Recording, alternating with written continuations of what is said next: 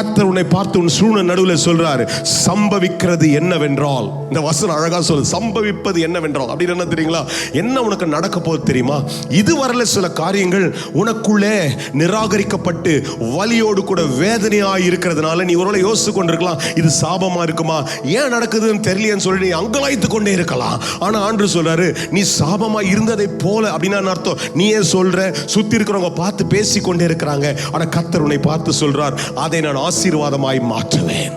ஏனென்றால் நீ பேசும்பொழுது ஆண்டவர் மாத்திரம் பெற்றுக்கொண்டு இது கர்த்தர் எனக்கு அனுமதிச்சிருக்கிறார், இதை எனக்கு ஆசீர்வாதமாய் மாற்றுவார் என்று நீ அங்கீகரிக்க துவங்க அந்த ரட்சிப்பினுடைய மேல் வஸ்திரம் உனக்குள்ளே இறங்கி கொண்டிருக்கிறது. அந்த ரட்சிப்பு உன்னை மூடுகிறது, அது உனக்கு பாதுகாப்பாய் மாறுகிறது. அந்த ரட்சிப்பு உனக்கு பாதுகாப்பாக மாறும் பொழுது ஆண்டவர் உனக்கு பலனாய் மாறுகிறார். அவர் பலன் வரும்பொழுது எப்படி பவுல் சொல்றாரோ, பெருமைப்பட்டு சொல்றாரு, என்ன பலப்படுத்துகிற கிறிஸ்துவினால எல்லாத்தையும் நான் செய்து முடிப்பேன். அப்ப ஆண்டவர் சொல்றாரு, உன்னை அவர் பலப்படுத்தும் பொழுது எதெல்லாம் இதுவரை செய்ய முடியாமல் சாபமா இருந்துச்சு, முடியல, வேதனையாய் வதியா இருக்குன்னு சொல்றியோ, அதை எல்லாத்தையும் செய்கிறதுக்கான கிருபையை கர்த்தர் உனக்கு தருவாராக.